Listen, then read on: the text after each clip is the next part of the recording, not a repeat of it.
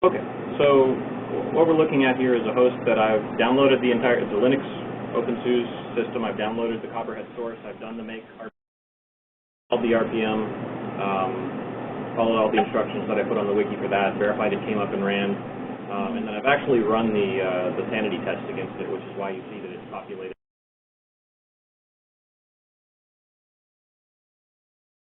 Covered a copy of the all-in-one simulator that I've deployed and got some storage systems of various kinds populated. Looking at a quick and easy way to get some data into a CoprHD instance that you've deployed, having it run.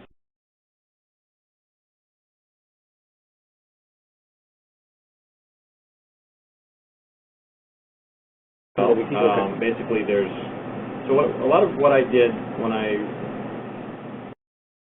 was, in some cases it was creating new content, and in other cases it was sort of giving you a cheat sheet of how to get into other content where it was like, I don't know where to start.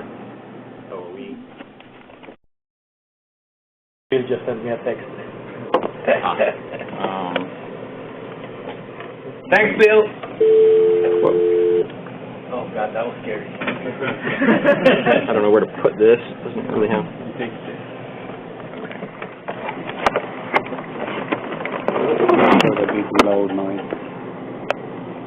All right, hopefully folks on the phone can hear a little bit better now.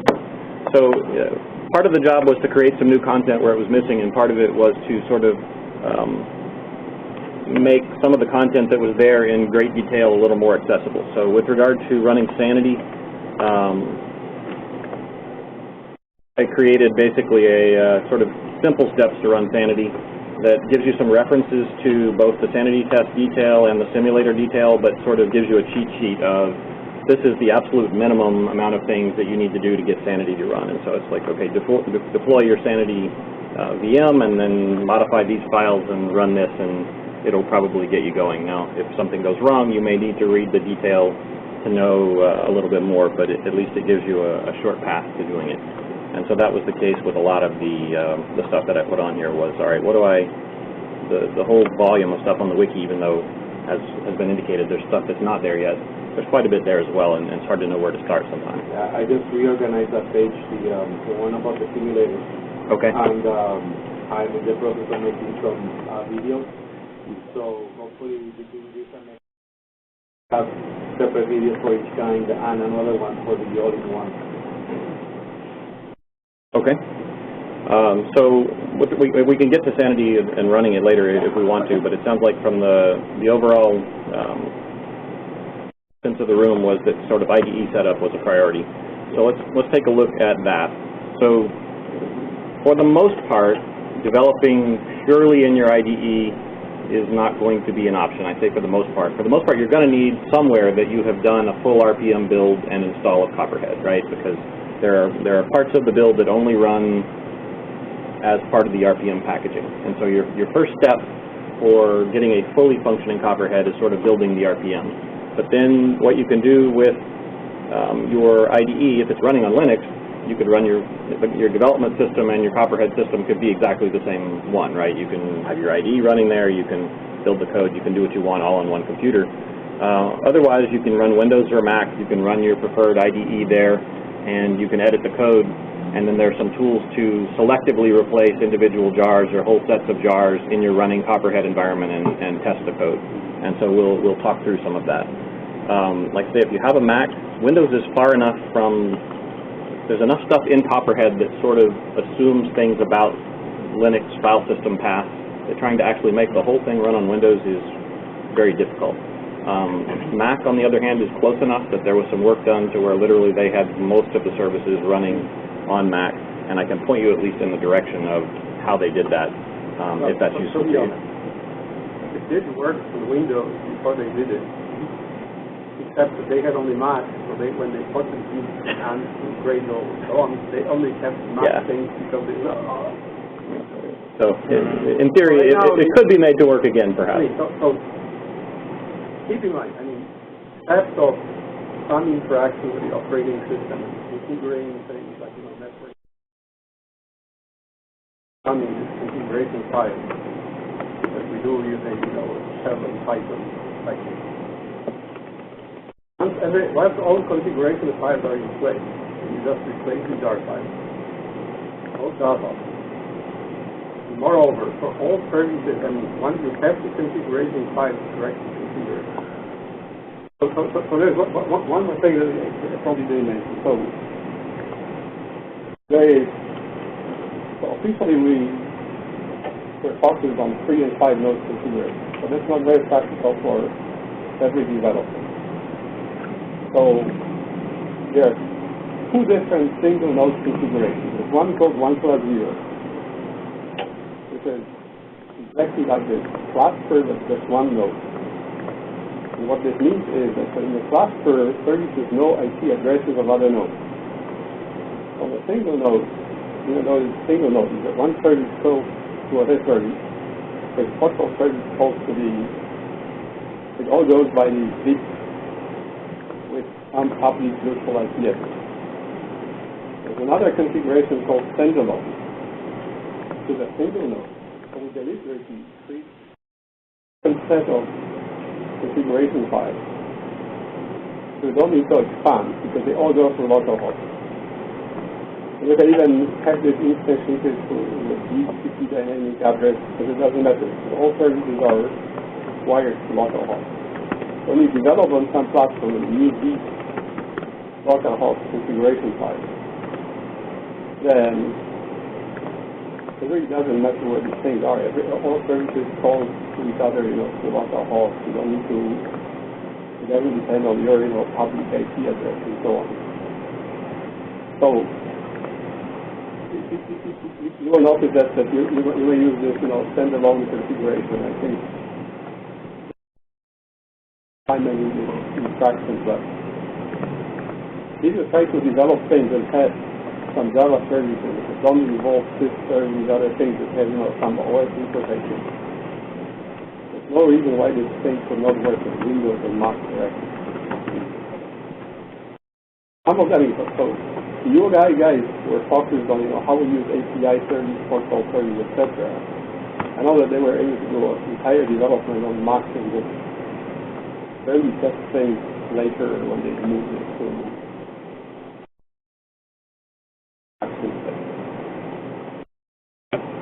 Makes sense.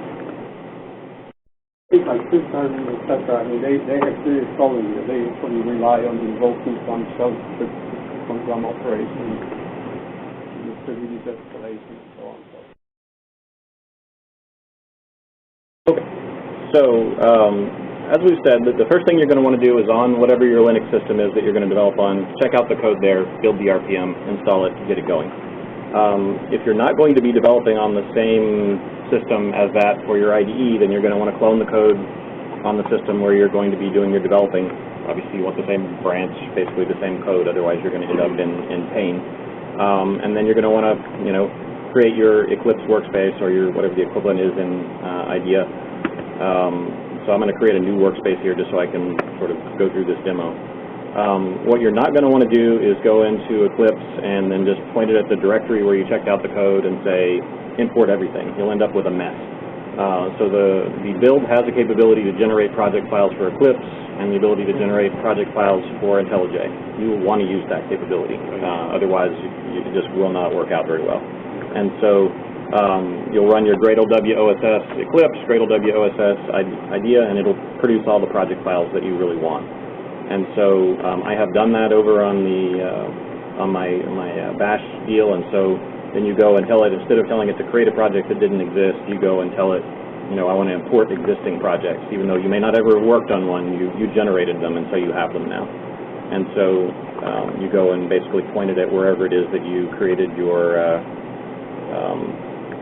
source code, which in my case is down under controller. And so it's going to go in and it's going to find all these project files that were generated. And so these are you probably saw these in Tom's workspace earlier when he was going. It's a lot, right? So you have a whole bunch of projects and you really want all of them. So I'm going to pull these all into my Eclipse environment. Make it a little bit bigger here as well so maybe you can actually see it. So this is sort of your first step on getting going. It's going to want to build. There are some tricks to this, and so we'll see. It's in the process of building. This wiki page, which I've put together, we'll talk through some of them. One thing that we've done is we've sort of, the Viper controller code was a bit of a mess in terms of code style. We had some standards, but we hadn't enforced them very well. We have sort of created formatting templates for the various editors to sort of comply with the style that we've set, and we largely reformatted all the CoprHD source code a month or so ago to sort of comply with them. And so we have Sonar running, enforcing both some bug checking as well as some style stuff, and so to avoid getting snared in code formatting violations, we recommend that you basically import the code style templates into your editor when you're working on CoprHD so that you'll comply. Let's see if we're to that point yet.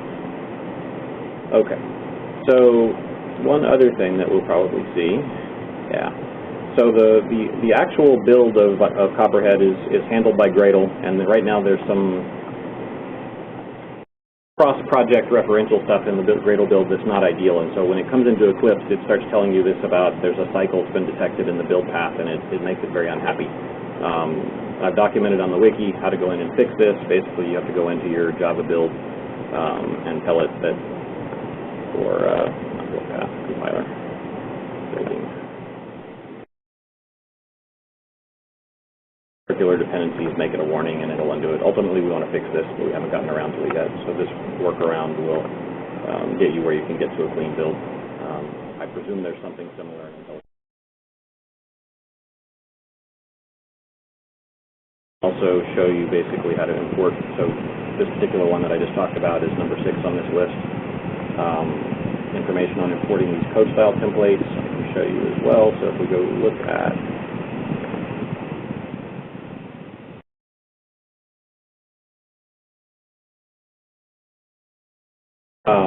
we basically have the formatter templates that are here on the wiki. They're available as XML files that you can download, and so you can go into your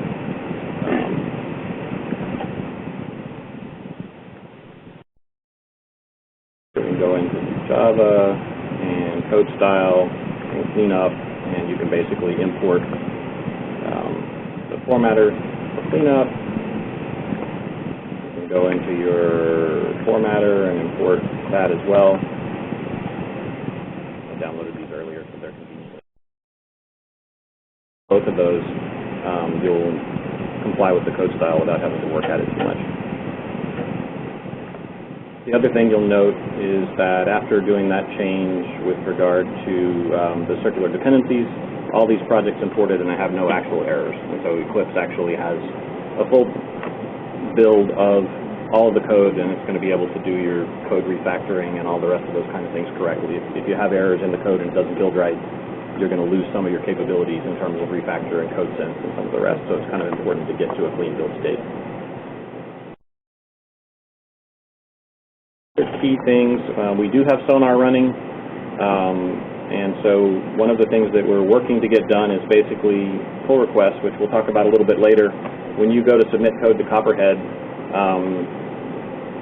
there are a set of sort of requirements of what you need to have done as far as testing, as far as complying with code style, and the other thing that we're enforcing across the project is we don't want regressions in terms of bugs found by find bugs or PMD or the various things that are running as part of Sonar. And so when the pull request is pulled up and the committers are looking at it, code, they're going to see very clearly that there were 0 critical bugs in the code base before your submission, and with it there are 5. You can pretty much be sure that your code request is going to be sent back and say, you know, resolve these issues before we'll even consider merging this into the code base, because we had a very large number of technical debt, or amount of technical debt in the backlog when we first released the code.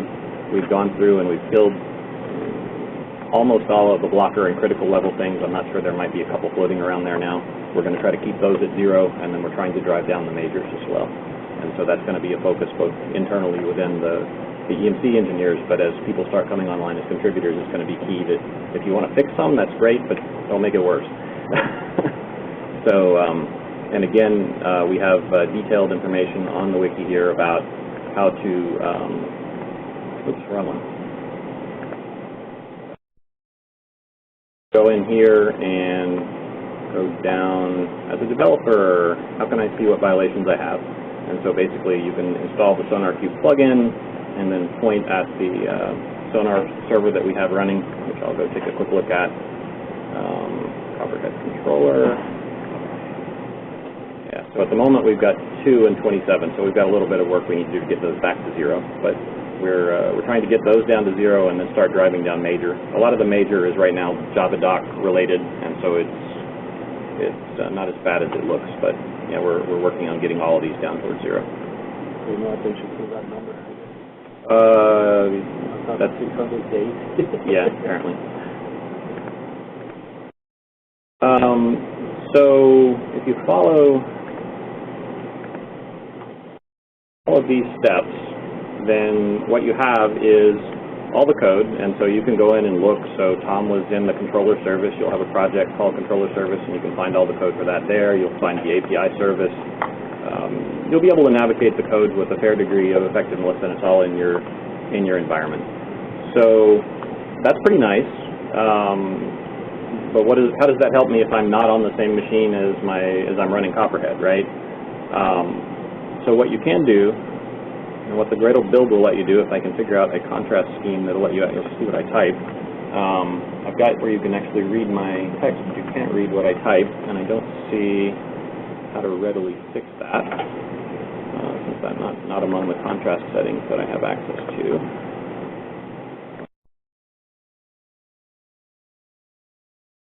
Text, and it's not screen background. Pop-up text, take up the black and background to I think I didn't seem to be pop-up text when I looked at it, because the pop-up text seems to be showing as being purple right now, which doesn't seem to be what I'm having on my screen. So let me try. I'll go to black and white, and we'll see what it does. But I'm not convinced that's going to help. Almost unreadable. Let me.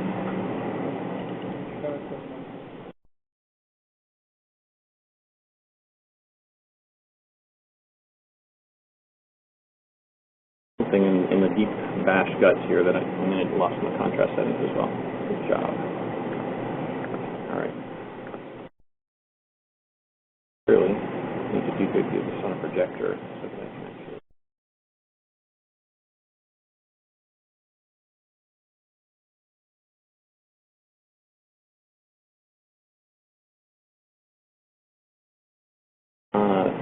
Helping. what happens to the highlight? Let me try a Windows. Let me try a Windows command prompt. I don't usually use that, but maybe it will behave better. How about just Notepad? I could do that too, just to show the commands. All right, we'll go that route.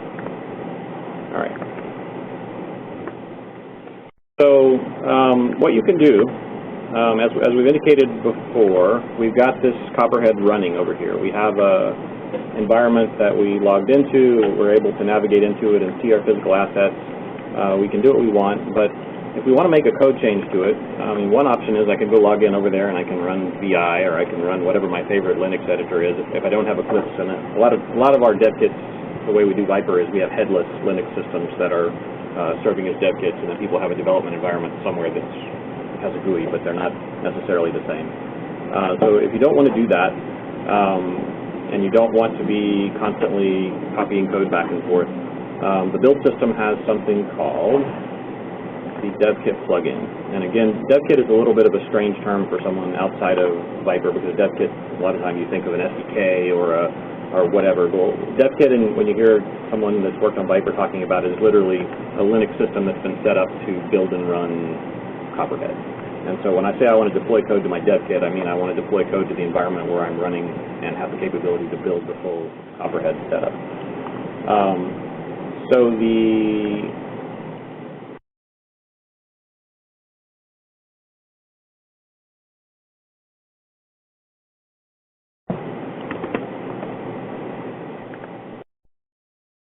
So how to deploy a code change to your DevKit.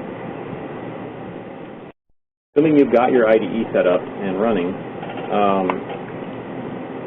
the Gradle build has a set of tasks that you can run that will take a subset of the Viper code and replace what's running on your dev kit with it. It will stop the services that are running on the dev kit. It will copy over one or more jars and XML configuration files. It will restart the services for you. And so if you make a set of changes in your IDE, you think you have it where you want it and you're ready to test it, then basically you can run something like Gradle WOSS API service dev kit deploy. In that case, it's going to replace the storageOS-API service.jar on your dev kit with one built from your local environment. There's a whole set of tasks. You can do multiple individual projects by name, or you can actually do things like deploy all, and it's going to replace basically every jar on your dev kit with the ones from your other environment. There are some tasks to do individual things like start, stop, restart services, clear the logs directory, clear the database directories. So there are a number of different utilities that you can use here to replace pieces of your code on Viper. So if basically I go here into the Auth API service and let me pick something.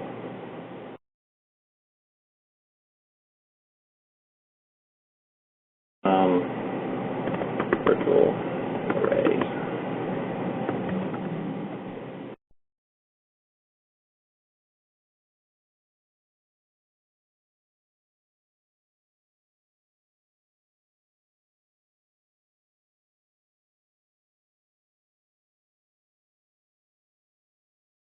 All right, so what you'll find is that in most cases in the API service, the things all end in service, and so this is basically the REST endpoint for listing virtual arrays that are in Viper. You'll kind of learn the pattern eventually. So if I want to, I can make a change here that basically just puts in an extra log statement or something like that. So I think we really need more logging in this, and so I'm going to log our info.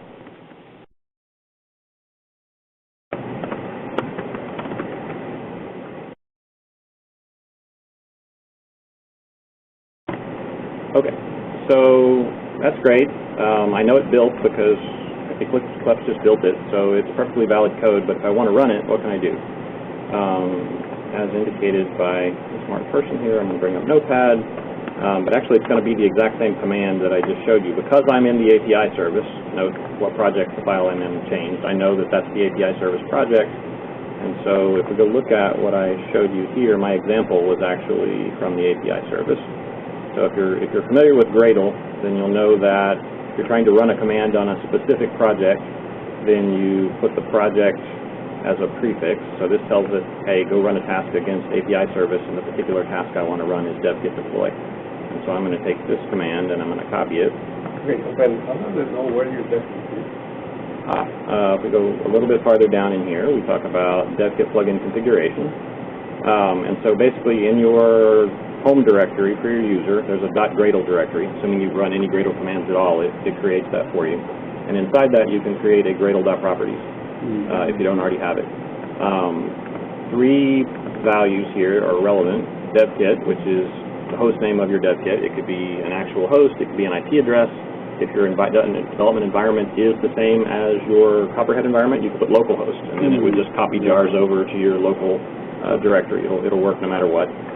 By default, root and change when you're there, but if you've changed your password to your device, it's literally going to SSH into whatever host you tell it using these credentials. So give it the right credentials for SSH. If you put this information in here, then it'll know where to send this information. This org Gradle daemon thing has nothing to do with DevGit plugin, but it's a useful thing to do. It'll make your build run faster. And then we've got since we already kind of on this topic, again, we have the full task list of things that you can do with this. So notice the first one in the list is what I'm doing, a project-specific dev-kit deploy. I could do a project-specific dev-kit deploy deps, which would calculate the dependency tree within Gradle and deploy all the dependent jars as well. So if you're doing a change that has changed some APIs that might affect things outside of the particular project where you are, you may need to do that. You could list individually the ones you want, or you can do deploy all if you just want to take complete replacement of jars. But I want to make the point again, dev-kit deploy all is not the same as completely rebuilding the RPM on the other side. In other words, deploy all is going to replace jars and it's going to replace XML configuration files, but it's not going to rebuild the RPM and redeploy it things that are outside of the Java realm that are part of the RPM are not replaced by it. So just be aware of the limitations of deploy all. It's not the same as reinstalling the full RPM. Okay, so I'm going to copy this, and what we'll see happen if I go and paste this over into my other environment is basically, again, you may not see it because I won't even bother to copy it. It's too much of a pain. Figure out how to get this to actually display, but okay, hey, it's working. All right.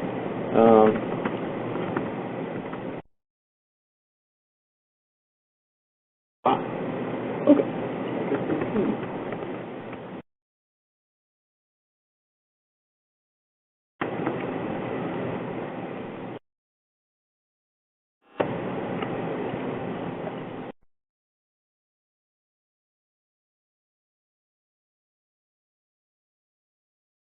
So it's going to spin through, it's going to figure out what you've changed since the last time you ran a Gradle command. It's going to recreate the jars that it needs to create, if any, and then it's going to start telling you what it's doing over on your dev kit. And as soon as it starts actually doing the deployment, then we'll see that CoprHD is down and won't run until it comes back.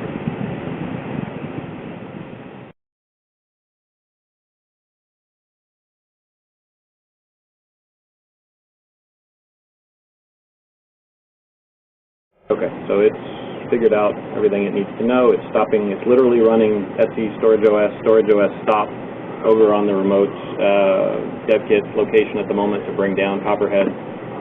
You can see it copying over the XML files that we were talking about. These are largely Spring configuration files that set up some of the beans. Now it's going to rebuild the jar that it needs to actually replace the API service jar over on the remote system. And then as soon as it finishes that, it's going to restart the CoprHD services over on the other side.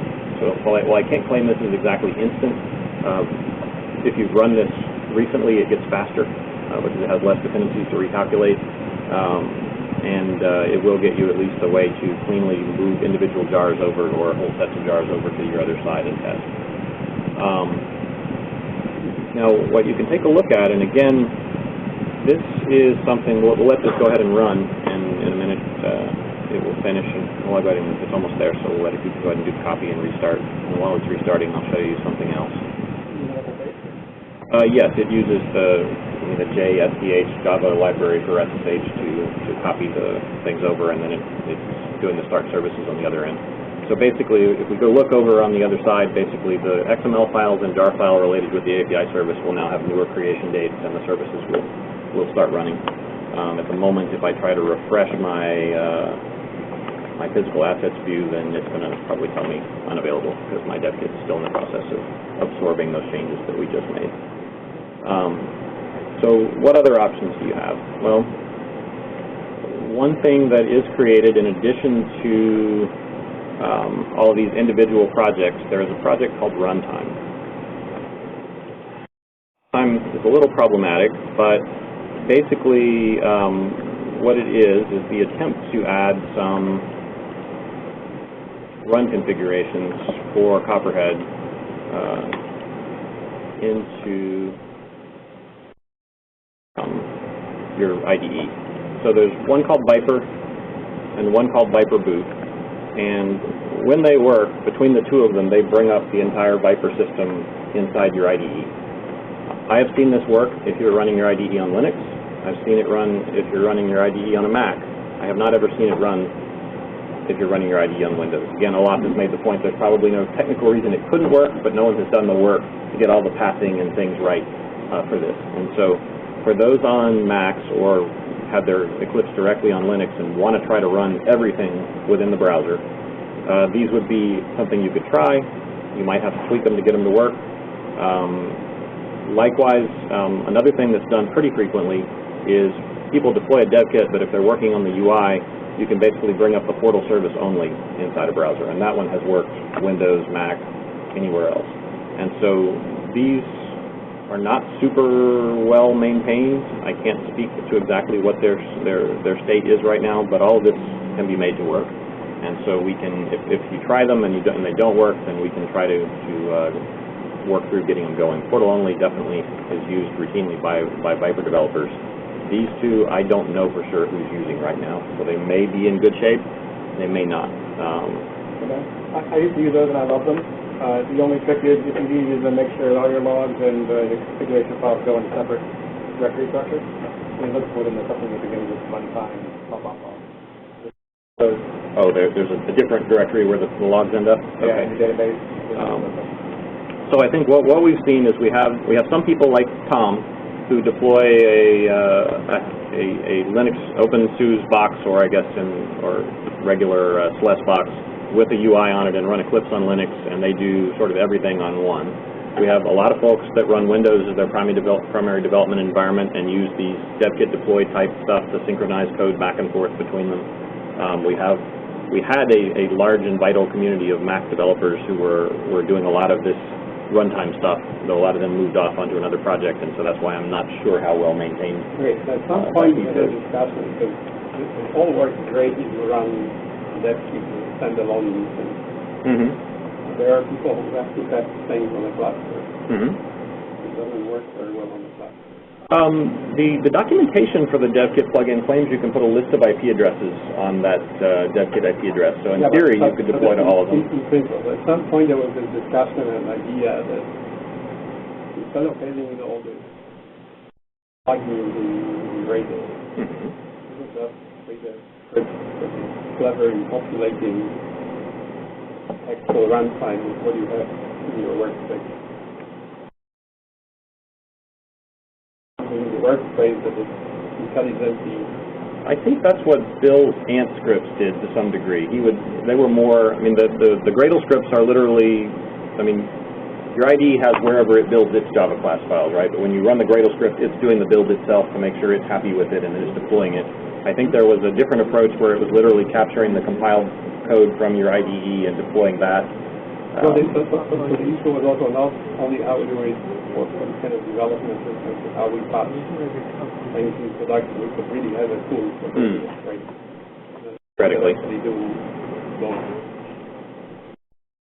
Hey Ben, Yes. one thing I would like to point out is the debug script. Yeah, I'm gonna do the remote debugger attached thing for him. Yep. Okay, so I kind of went through that at a pretty rapid pace.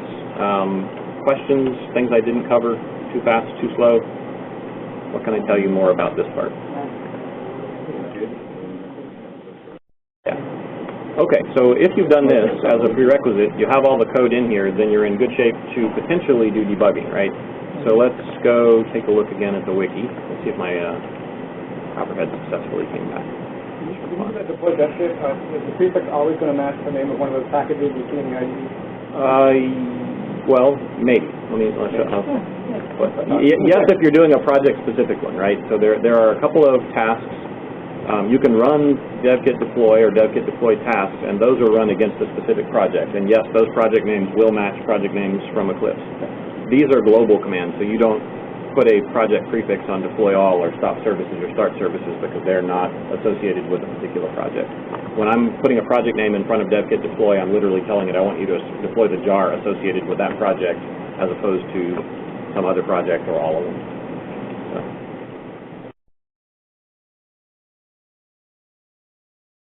So you've got Eclipse, you've got your code building, you know how to deploy a code change. It's not working the way you thought it should. So let's take a quick look at how we might go at debugging. So the thing Tom was just mentioning is that if you haven't looked at what the structure of what happens when you build the RPM, you probably should. But basically, almost everything that's important either goes into op storage OS or goes into /etc. There's, I guess, maybe a few other things, but there's op storage OS conf, which has tons of XML configuration files, which are good. There's op storage OS logs, which has the logs for almost everything. But then you also have this bin directory, which has a bunch of scripts that are used to start services. Generally speaking, if we go look at one of these, it's basically going to be a bash script that sets up a bunch of environment variables and then ultimately calls Java and tells it what class to run for the service. So by default, Service script that runs is the one that's the exact name of the service. So the API service gets started by a script called API service, and DB service by DB service. All that's pretty self-explanatory, but there's two other scripts for each service in here. One of them has the suffix -debug, which basically does the same thing as the normal one, except it starts the Java process up listening on a specific port for attachment by a remote debugger. The coverage one either does CoprHD or one of the coverage tools. Largely our testing team uses this option to sort of get some code coverage numbers. CoprHD, yeah. I use it. So that's the thing. It was think? Yeah. So what do we use now?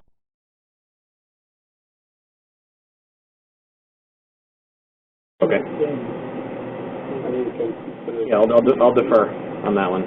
So when you look at what the storage OS system, when it comes up, does, what it's really looking for when it tries to figure out the name of the service script to run is it's looking at the contents of this file, etc sysconfig storage OS. And it's got this variable called storage OS variant, which by default is empty. So when it tries to figure out the service start script, it looks for something that has the service name plus the storage OS variant and runs it.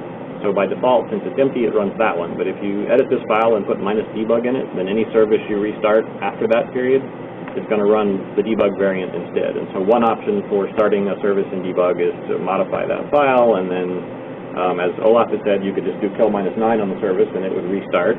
Or you can actually use the system control and officially restart it. Whatever approach makes you happier. We'll bring the service up in debug. Another option that a lot of people do, which either they don't know how this works or they just think it's simpler, is you can basically save your original start script, copy the debug version over the top of it, and then restart your service. Your advantage there is that if you forget later and restart all your services, you don't end up with the entire system coming up in debug then. You still just have your one service in debug. So, okay, so my guess is that the first one at the moment is broken. oh yeah? I think so. I used it. I tested it before I actually did this. I mean, broken in what way? Things work consistently. I think I tested it both ways. It seemed to work. I'm not sure there's no side effects, but it did at least bring it up in debug. Okay. All right. So the steps, if you want to do this, pick your approach of choice, and then you're going to want to launch the debugger in your environment. So I'm going to go ahead and do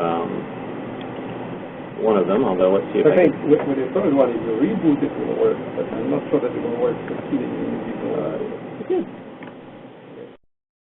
All right, tested that. All right, so let's see if I can get this where you can actually see my buddy session, which at the moment you cannot.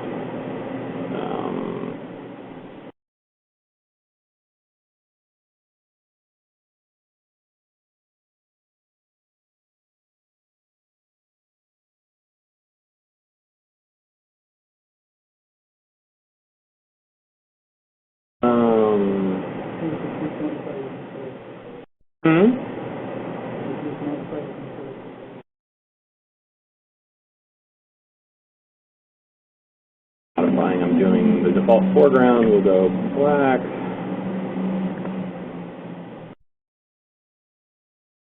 Default background, we'll go white.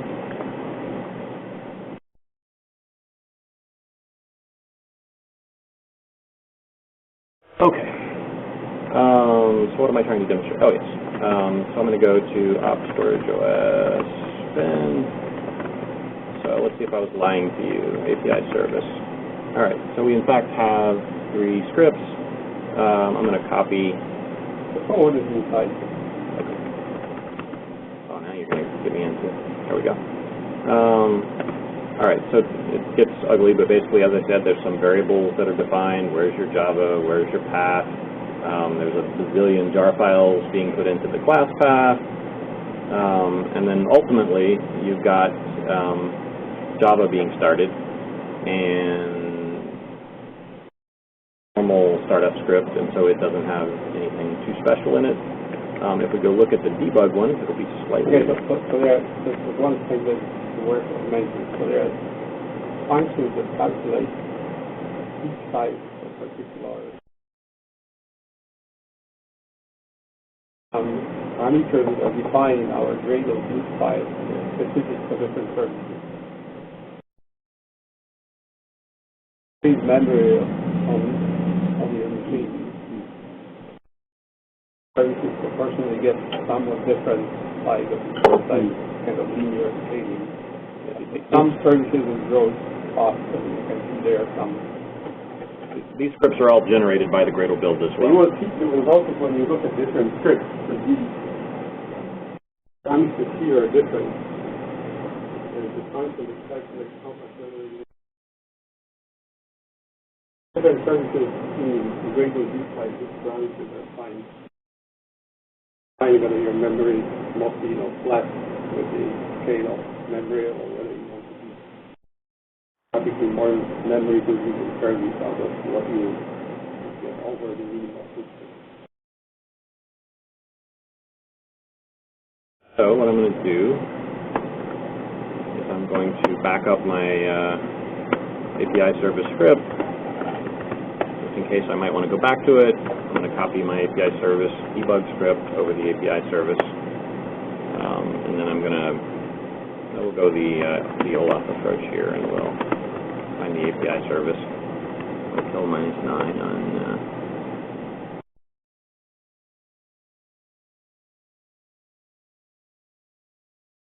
all right.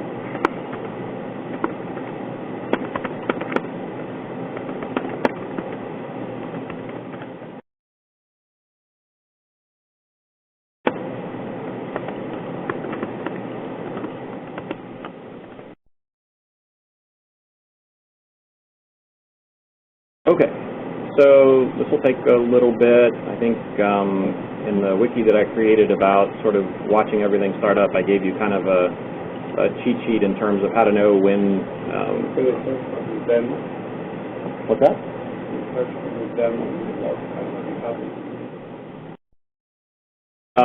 So one thing, remember we talked about the service beacon, so you can see when the service beacon comes up for a service is usually the last thing, tells you it's pretty much ready. You can also see that it's actually established its SSL connection endpoint, so it's up and running. So the question here is, all right, so it's running, it's allegedly in debug, assuming I did everything right, but where do I want to connect? If we look at the bottom here, all of these debug scripts ultimately have an address on them where different services are on different ports, and so the API service is 8004. Every other service in Viper would have a different port, and so if you want to know what remote port you're supposed to connect to, you can come look at the script, and this will tell you. And it's further defined also in Gradle. Right, in the Gradle build file. So what I'm going to do, I'm going to take my Eclipse debugger,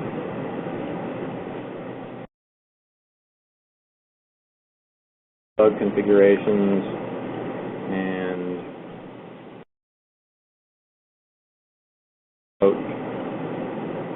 Java application, create a new one, write service context,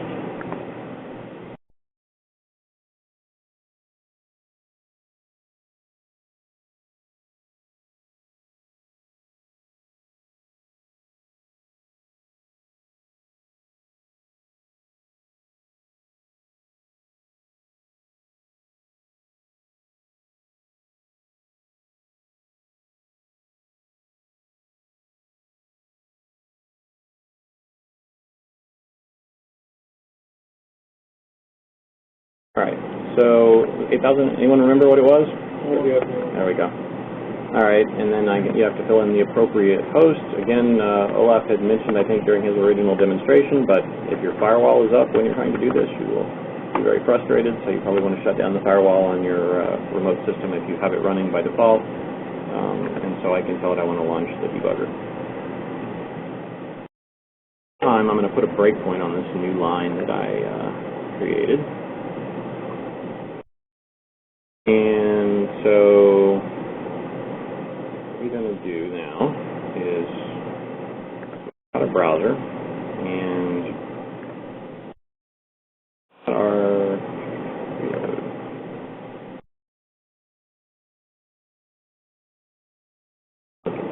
There we go.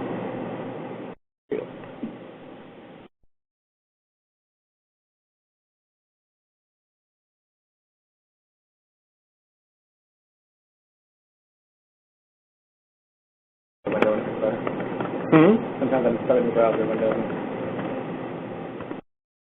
Oh, yeah, it actually did. All right, so we're back to life. All right, so this is the UI, and I think Olaf had mentioned that 4443 is the default port for the UI, but it's not for the API. So we're going to put an explicit port on here.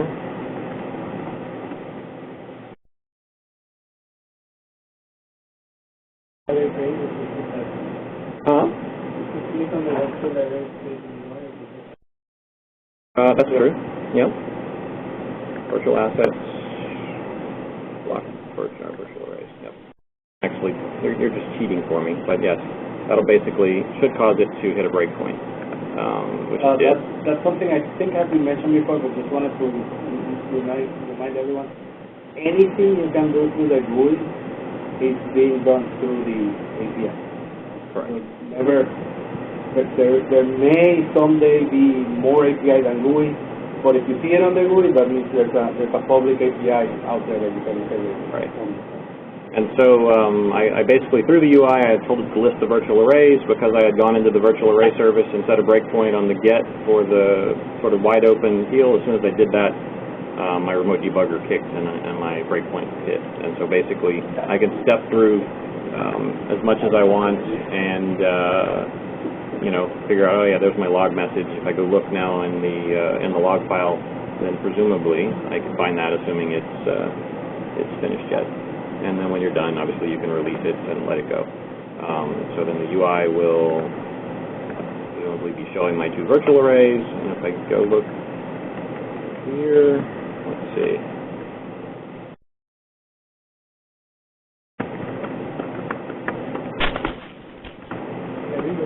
How to import that API directly to the browser? Yes, we can.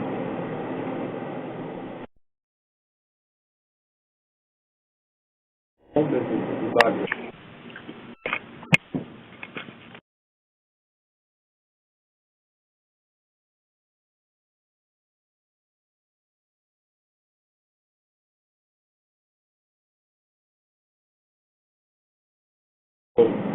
There are two tools of debugging. One is the debugger. You get a lot of value, but you need to be careful how you use it. The other is instrument.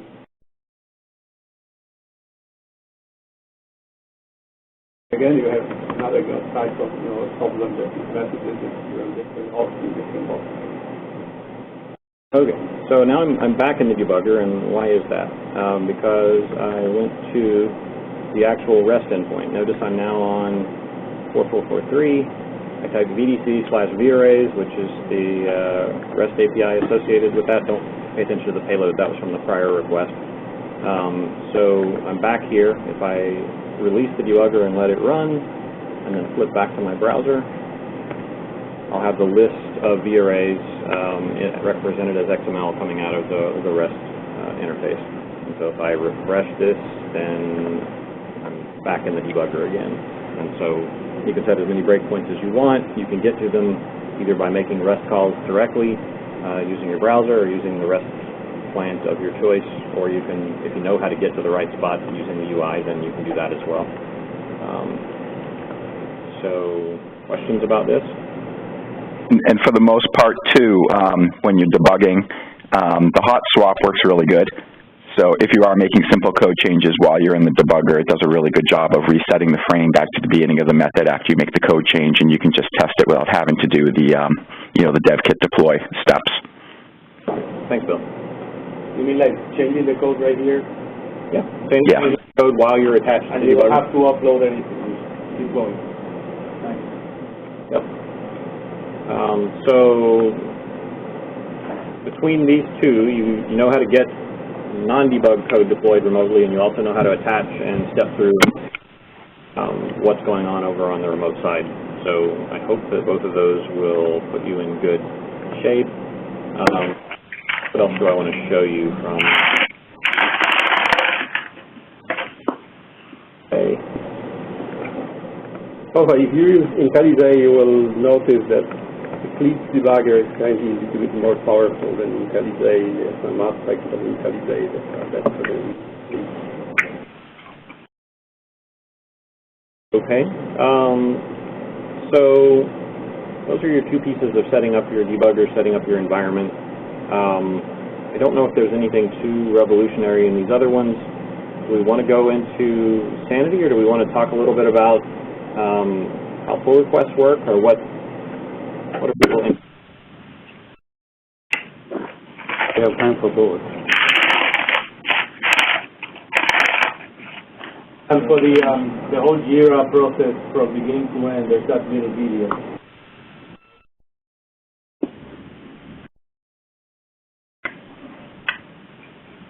Yeah, we can take a quick look at that, I guess. Let's see, I actually have, so let's take a quick look. I've got where you can actually see. Problem. All right, so again, Sanity, there's a large page about simulating hardware. Well, first of all, Sanity is basically a set of Python scripts that act as a sort of set of integration tests, I guess you would call them, and for purposes of development can act as a way to verify, number one, have you caused regressions? If something worked before your change in Sanity and didn't after, then you probably broke it. And then if you've implemented some new feature, then if you add that to the Sanity suite, then running Sanity will likewise have regression for your feature function when they go to test their changes. So there's a number of different ways that people test code in Copperhead, but one of them is the Sanity scripts. The Sanity scripts involve interaction with outside hardware. That's what Viper largely does, right? To test Viper is to manipulate storage systems, but maybe you don't have a VMAX in your basement. So what we have done is there are a number of simulators that we have for certain types of storage hardware, as well as a tiny LDAP server that you can use for running some of the authentication tests. And so they have been bundled together in what's called the all-in-one simulator, which is basically a VM that has an LDAP server, a simulated VMAX, and I'm not sure, you can read the page to see exactly what all kinds of simulators are in there. But basically one VM that you can deploy that can get you enough to run what's called Sanity Quick, which is sort of a basic small set of tests that will create some users, do some role assignments, and do some basic provisioning operations against Viper. It won't exercise every possible Vplex configuration case, although I think they've been doing some work on getting more of that working with simulators as well. But sort of the baseline of what you need to be able to run is if you can't run Sanity Quick after your change, then you probably broke something. So your first step there is you can either, if you have the capability to deploy a VM, you can download the OBS file, and I think there's capability to either deploy it under vSphere or VMware Workstation, either option suits you. You can deploy one VM and it has all the simulators on it. If you don't want to run a VM, there are instructions on the page for downloading each of the individual simulators, and you can install it directly on your Linux box of your choice and run it that way. So pick whichever way makes the most sense to you. I documented using the all-in-one because it was the easiest. Likewise, on your dev kit, let's take a quick look at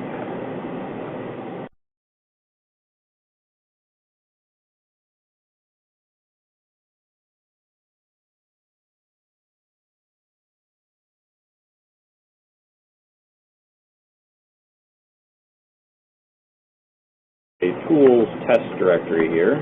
It's relocated recently, so I can remember it. So the entry point to Sanity is Sanity. Again, it's a bash script, and then there's a whole ton of various little bits and pieces of Python code that's in here. And then underneath here, there's also a conf directory. By default, there's what's called sanity.conf. This is actually checked into the source control. My recommendation is if, before you start messing with it, copy it over into a local file so that you don't. This is a checked-in file. I'd rather you not submit a pull request that puts your own local values into the default sanity.conf. So, you know, whatever it takes to keep you reminded. But my suggestion was to copy it and then change it. But that's up to you. There's really only, assuming you've done this all-in-one thing, there's really only two things you've got to set, maybe only one, in order to make Sanity work. You've got to set the right password for your Copperhead VM or host, whatever it is. So it's going to try to log in and do some things as root in Viper, and so it's going to be change me unless you've already logged into your Copperhead and changed it, but if you have, you'll have to tell it what you changed the password to. And you're also going to have to tell it what IP address is the simulator running on, so it will know how to add that to Copperhead. So the question that I'm not 100% sure on is whether I reset my simulator after the last time I ran it. So let me take a quick look.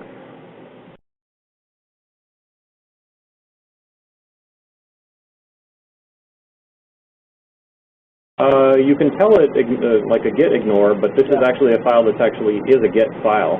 We just don't want people in general to change it by accident.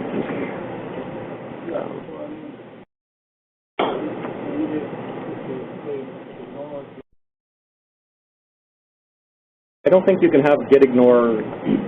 I don't think it'll work right on a file that actually is under control. You want it in the repo, you just don't want to change it. Yeah, but you know. Yeah, I don't think that'll work, but I agree it would be nice to have a solution for it.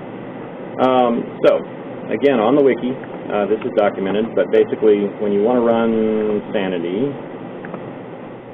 you're going to tell it you want to run Sanity, you're going to point it to the configuration file you want it to use, you're going to tell it what IP address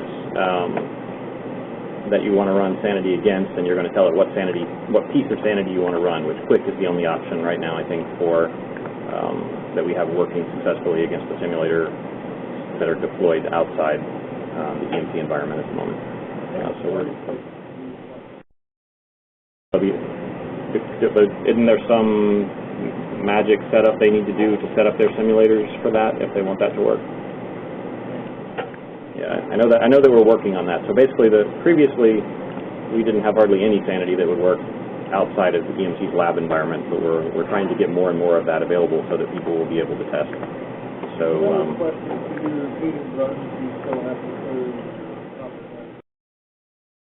that's actually, yeah, actually you do right now with the state of Sanity, and actually I haven't done that yet. So let's take care of that at the moment. So I ought to do a couple of things, I guess. One is I ought to probably take the thing out of debug. So where do I spend?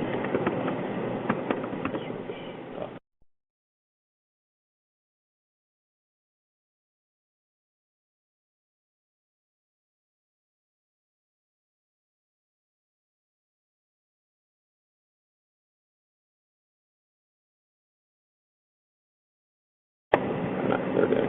API service clear data. That's clear data.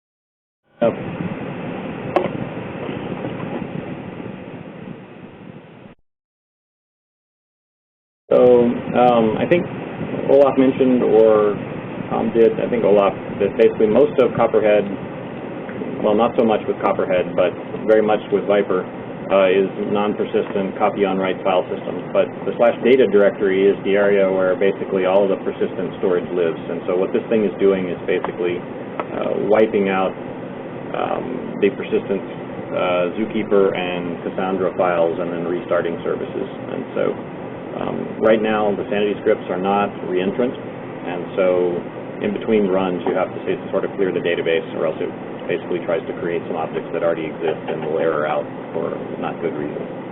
Thinking about this, that's one thing that needs to be much. You have some you want to wipe out the database. You do it node by node. And I shut down the database, I wipe the database and restart the node because node to node too. Because at any point of time the database is alive. You need to shut down all of them, delete the databases, start all of them again. Right, the replication that happens in the window where there's a lot of data may get to replicate the VM. What was command that you ran just before this? It's one of the devkit commands documented on the wiki. I mean, you can do it manually, but basically it is devkit clear data. Oh, right. Okay. So it's on the devkit commands wiki that's linked from the developing on CoprHD. But you can clear logs, you can clear data, you can deploy code. And this works with one instance, or does this work even if you have the whole A multi-node cluster, I think it would probably be subject to the problem. I mean, I think it will go sequentially through them, but you could have a timing issue probably. Okay. As Tom said, generally speaking, most of us do the majority of our development on single nodes, although there are weaknesses to that, right? There can be some multi-node locking concurrency issues you won't find if you spend too much time.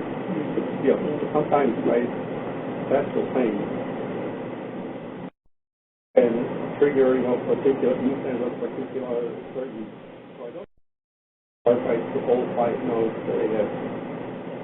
Up to this one where I know that the code will be executed, but the value will be executed there, right? Yeah. I mean, you do it again, remote debugging, you don't try to connect your debugger to all the 5 key instances of Right. APIs to run it. So the API service is coming back up. As soon as it's ready to listen for connections, then we can run Sanity against it. And the way, to look at the plugins that are here, I mean, this was not something that we developed as an organized effort. We need to have this plugin. This was things contributed by developers who wanted to have automation, and they put a little bit more effort to make this thing useful for everybody. So there's something else that is useful. You want to improve these plugins. It's free. I mean, it's all, going effort, how to have some people use this way, some people use another way, and so on. So there's probably more than one way of. This one clearly has, some thought behind it.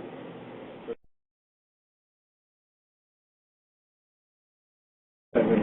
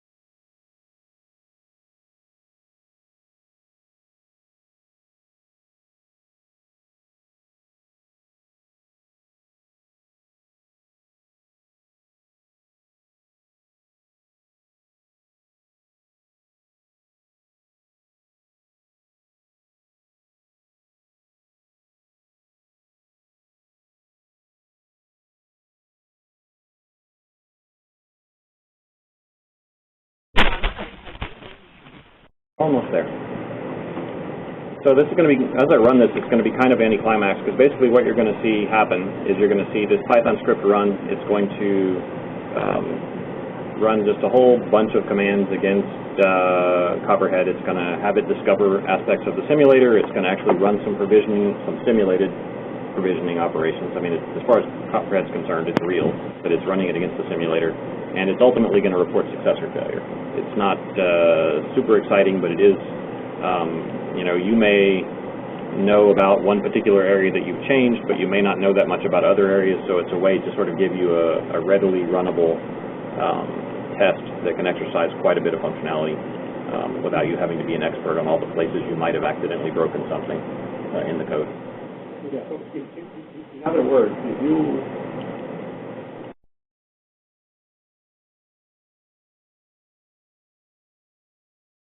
write a good sanity test for your area. Sanity test, make it part of the sanity test.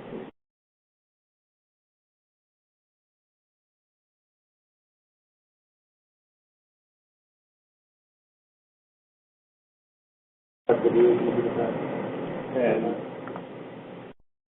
you write a good test, and you have, some confidence that will not be breaking all the time. So I've invoked sanity, I've told it where my configuration file is, and I've told it to run against a nonsense host. So that's not going to work out very well. Dangers of cut and paste. OGLW725. And so far, from our experience, things that don't have sanity test Get broken a lot. get broken a lot. do it using that sometimes? You would, yes. I mean, once provisioning gets going, yeah, you can see the, I mean, it's basically just, it's calling the REST API, and so the UI doesn't care where they originated from. So yeah, first it's configuring some settings, it's configuring some users, it's doing some role assignments, but once it discovers some storage systems and things, then that kind of stuff. This is probably an area where we're going to want to expand on community-wide, especially if we start getting other companies like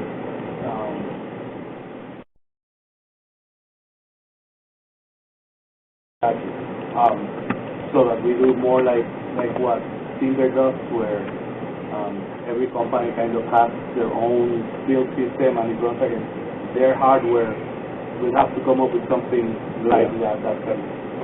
It won't be exactly this, but we can map to. Yeah.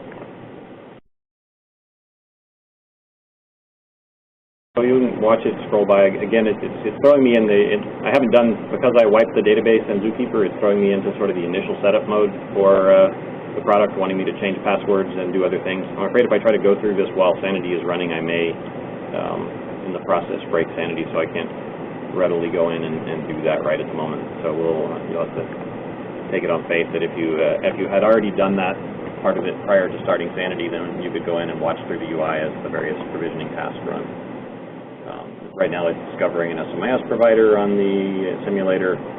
It's going to go through and create virtual pools, virtual arrays. It's going to start provisioning some volumes. I think it does some exports. It goes through and then tears a number of them down and exercises a pretty good chunk of the block functionality. So ultimately it'll either report success or failure. And so one of the things when you start submitting a pull request, one of the things that you'll be asked for immediately is, can you give the results of the sanity tests to get.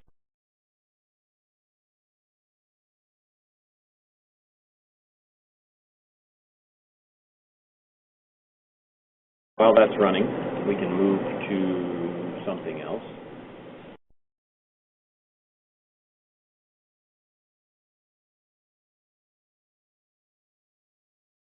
I think most of you, or actually I don't know the answer to this question. How many of you have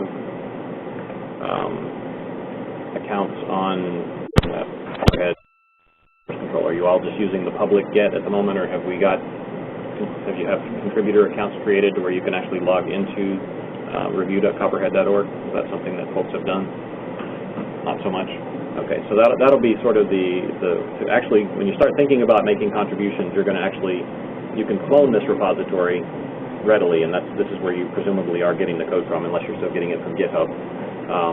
Public, read wide open to the world, but if you want to make contributions, you're going to need to be able to log in here. And the model that we use for contributing code is sort of a branch and merge thing. So the main development branch of CoprHD is always master.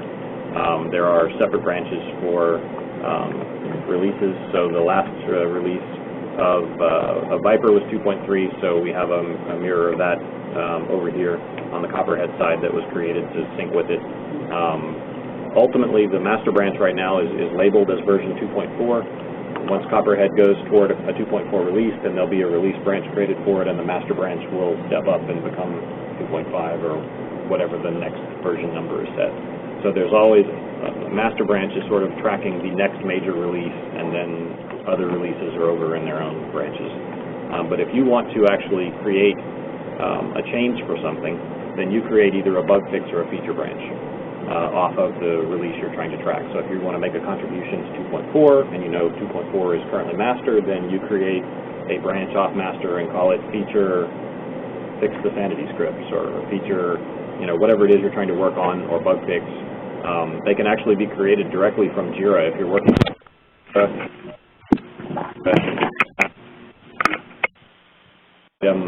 within the Jira system and tell it I want to Okay, just one comment. I'm not sure if everybody is familiar with the task context, but just two things. The Git repository also has very nice UI for doing code review.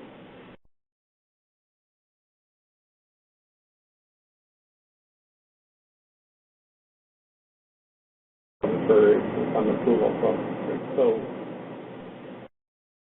okay. So when you clone your work, so you'll be cloning notes from these type of stuff.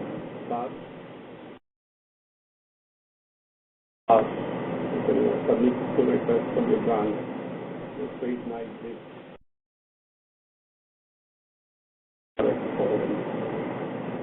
the same way you guys just get it for OpenStack.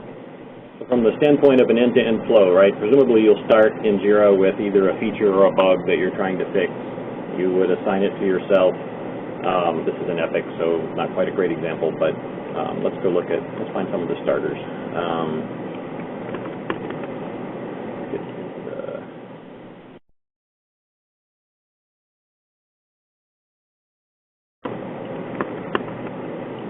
So we're working on identifying a set of relatively simple bugs that would be a good place to start. So it looks like we've only got 3 that have been so identified at the moment, but in theory this label equals starter is what some folks in the engineering organization are putting as the label on some bugs that are good places to start for making a change. So maybe by the time we finish this meetup we'll have some more identified and you say, okay, I want to see what I learned in the meetup. Do I know how to make a change? So you would start by trying to find a Jira you wanted to work on. You find a bug, here's a bug, it's minor, it has some description of what it is.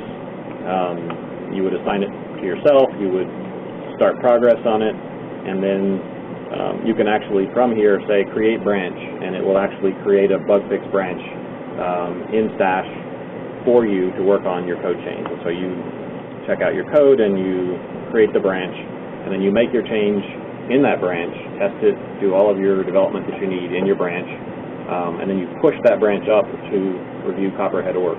At that point, everyone can see the code that you've changed, but it's not in the master branch. It can't hurt anything yet. So as soon as you feel like, I mean, you could push it as many times as you want. If 2 of you are collaborating on something and you want to share code back and forth, you can push your code up and they can pull it down. In other words, you can do whatever you want in your private branches. There's a naming pattern set in Stash that bug fixes are supposed to be in branches that start with bug fix, and features are supposed to be in branches that start with feature. If you create it through Jira, it'll do that automatically. If you create your branch manually, that's okay too, but you're going to have to follow the naming pattern or it won't work. But regardless, ultimately you push your code up to Stash, but it's still in your private branch. How does that help anything? Ultimately, the step that you're going to have to take when you want to actually have it merged is creating a pull request. And so I'll show you what pull requests look like. They are presumably, well, if you don't have an account on Stash, I'm not sure you can see these yet, but as soon as you get a contributor account, you'll be able to see all of the pending pull requests, and these are all the millions that Tom needs to review. Where are you, Tom? Are you working on that right now? All right, so let's go look at a pull request. This one has actually got some reviewers already have weighed in on it, but basically a pull request has a number of different things. One, it's got a title that explains what it is. This is kind of a bad example at the moment because it has a reference to our old Jira system that was the internal Viper one. All of the new Jiras are COP for Copperhead, so you'll see a little of this as we continue to work through transition. But you basically, the job in a pull request is to describe what the change is, what testing you've done in it. It'll have linkages to the Jira. We have basically a continuous integration system that as soon as you submit a pull request, it's going to try to build the code that's in your pull request, and if it doesn't work, we're going to see it right here in the Jira that the code you submitted doesn't even build. You can be pretty sure that's going to be the end of the review process right there, submit code that builds, and then we'll take a look at it. We're working on getting the Sonar integration right in here as well, to where the next thing we'll see is, okay, the mainline code currently has X and Y major minor issues in it, and your code has either less or more. That'll be another criteria that we're reviewing on, as well as did it pass sanity? Did you, there's a whole checklist of things that we have on the wiki for things that you're going to want to put in a pull request. Especially interesting that these reviews were failed, but the unaccepted report. That was a curious circumstance for sure. So then, in addition to all that other stuff, you can actually see diffs within the pull request. and go in and a conversation can start like, what on earth were you doing here? And so basically the conversation can happen between the reviewers, who can be, any of you could be reviewers, as well as submitters of code.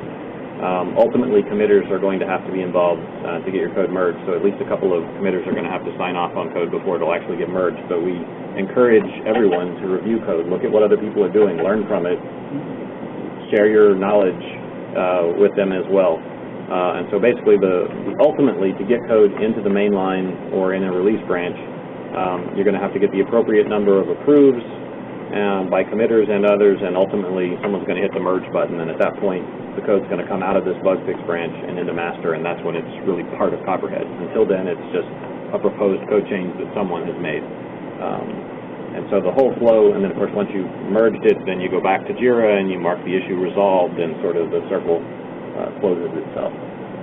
But the pull request process is sort of gives you a way to put whatever you want into a private branch without bothering anyone. But then when you say it's ready, that's when you create a pull request and supply all of the information that we have. If you go look under on the wiki, there's this whole section on under technical documents on development standards and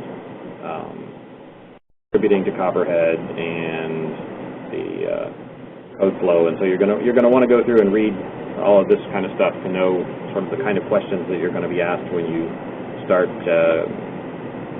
managing the code check-in process and all that. So there's a lot of detail here, but the basic steps are pick your issue to work on, create your branch, make and test your changes, push it up to the central repository, and then submit a request for review so that the folks on the project can look it over and decide what issues need to be taken care of before it can be merged safely into the code base. Is this supposed to pick their own reviewers, or is that automatic now? By default, when a pull request gets created, at the moment it's basically auto-adding all of the committers to it. Ultimately, we may want to, that's what's leading to Tom having 20-something things in his inbox. So we may ultimately want to have a more fine-tuned approach to that, but until, number one, we're not sure how people that are new to the project would know who should review their code, and we figured it was better to have broad visibility than no visibility for review requests. So that whole process is still being worked out as far as how to fine-tune that. So let's take a quick peek back and see. If you make a pull request and it's not being looked at, it's probably speed up, right? Well, I think particularly for... But I see lots go by and I'm like, I don't know what that code... I'm not an expert in that area code, so I don't look at it. Yeah, I think particularly for contributors that are coming into the project new, it would be a good thing. If you create your pull request and put it out there, that's great, but it would probably also be good, on your very first one to say, hey, I'm trying this as a CoprHD contributor. If you don't get a response pretty quickly, then, ping Laura, ping one of the folks here whose name you know and say, hey, this is a thing that seems to be in one of your areas. Can you take a look? Can you make sure I have the right reviewers on it? And that's a conversation we can have also in the developer forum and the rest. Hey, I'm working on this code change. I've submitted it. Who are the right reviewers? Hopefully by the time you submit a pull request, you've already been in communication with whichever team works on whichever area your pull request affects. So people should know you're bringing in code. The first time people hear about this code is when they see the pull request. That's going to take a longer time. Yeah. I think we should have a celebration for the first. It really should. You need a prize. The first actual submission. What are you suggesting? Submitted and. I don't know. What are you sponsoring? We already blew the t-shirt. Okay, right. Something I'm else. thinking something like Something good. Do that. Someone's going to stick the typo in a comment somewhere. That's right. Sometimes it's a really big deal for us to get pull requests in, but then decide.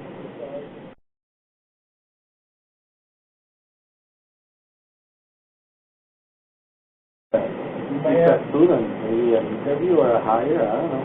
you may have to go, you may have to go bug people or.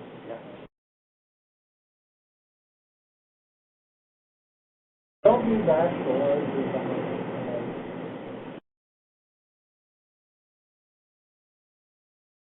What else can we answer questions about, process-wise or otherwise?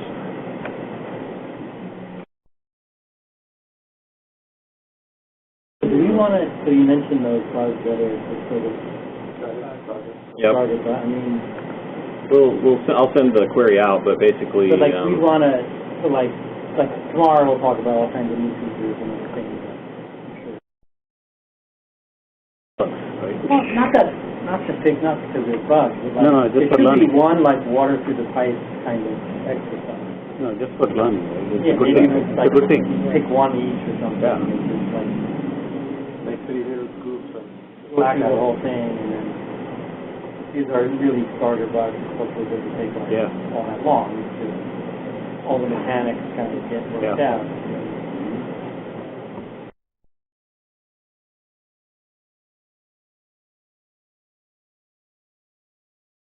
Almost in the bottom of the campaign for I will.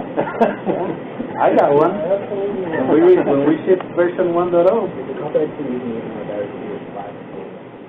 we have his chat.